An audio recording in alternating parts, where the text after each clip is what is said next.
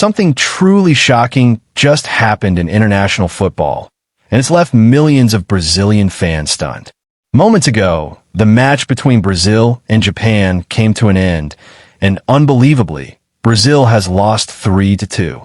Yes, you heard that right. Brazil, the five-time world champions, the kings of Jogo Bonito, just fell to Japan.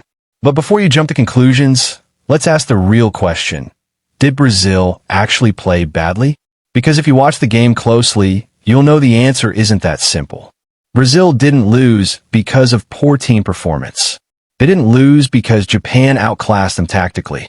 They lost because of one man, Fabrizio Bueno, a defender who single-handedly turned victory into disaster.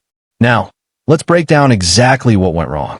From the opening whistle, Brazil looked brilliant. The tempo, the chemistry, the control was all there. Bruno Guimarães and Paulo Henrique started things off beautifully. Bruno's intelligent through pass sliced open Japan's defense, and Henrique finished it coolly, a classic Brazilian goal. The crowd went wild. This was the Brazil everyone wanted to see. Confident, creative, and dominant. By the 32nd minute, Lucas Paqueta delivered a gorgeous lofted ball into the box. Gabriel Martinelli controlled it perfectly and slotted it past the keeper with calm precision. At that point, everyone thought it was over. Brazil were leading, Japan looked shaky, and the rhythm of samba football was flowing perfectly. But then disaster struck. It all started in the 52nd minute.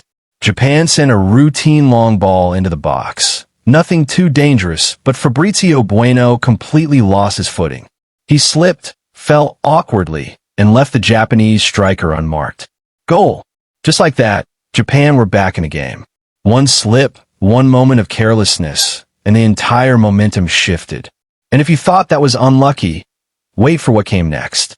In the second goal, Bueno did something that will haunt Brazilian fans for years.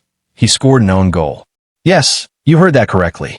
He accidentally turned the ball into his own net while trying to clear it. It was the kind of mistake you'd expect in Sunday league football, not at international level. Fans are left speechless. The stadium went silent. You could see the disbelief on the faces of Paqueta, Martinelli, and even manager Carlo Ancelotti. It's almost tragic how one player's nightmare can destroy an entire team's effort. Everywhere else on the pitch, Brazil were fantastic, from midfield creativity to attacking rhythm. But football is cruel. It doesn't matter how many chances you create. One defensive blunder can undo it all. And Fabrizio Bueno's night didn't end there. In the 73rd minute, Japan struck again.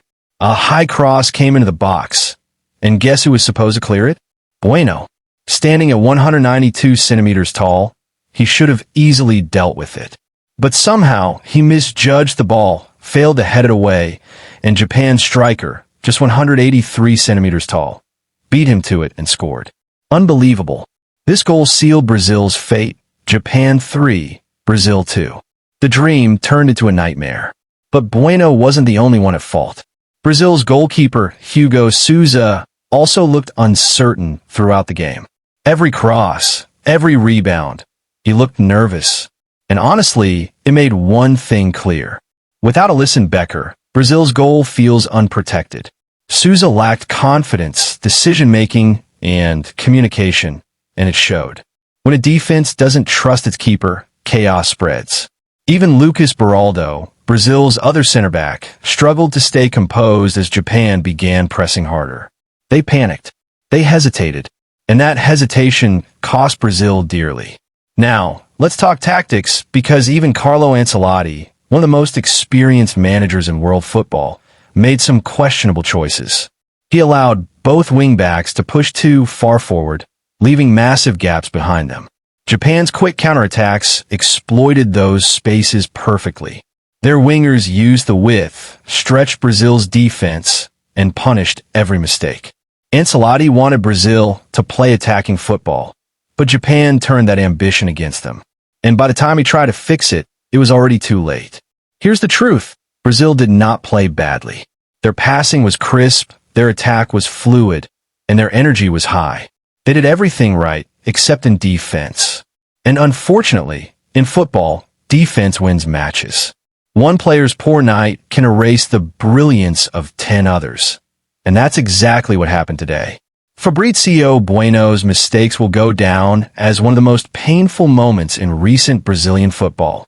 A defender's job is to protect the team, but today, he became the reason Brazil fell apart. This match should serve as a wake-up call for Brazil. You can't rely on talent alone. Even the most attacking teams need discipline at the back.